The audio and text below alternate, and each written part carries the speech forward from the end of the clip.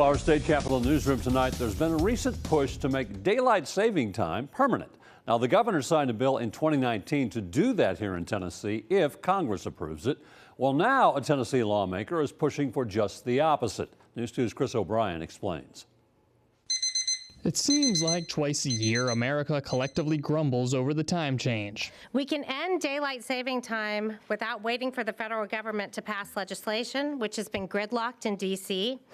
And the way we can do this is to do what Arizona and Hawaii have done and opt out of daylight saving time and go to year-round standard time.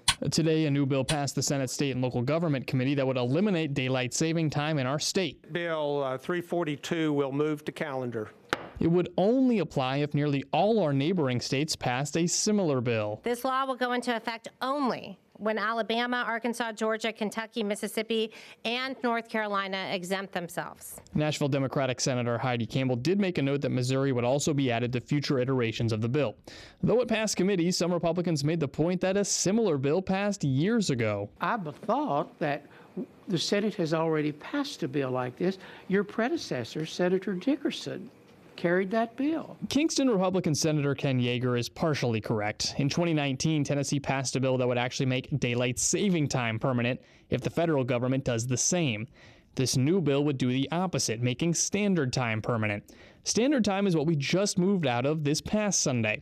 In other words, if this bill goes into effect, it would keep the time we have in the fall and winter, where it gets darker earlier. In Nashville, Chris O'Brien. Florida Republican Senator Marco Rubio reintroduced a bill to make daylight saving time permanent, the opposite of Campbell's bill. Last year, it passed the Senate unanimously before being tied up in the House.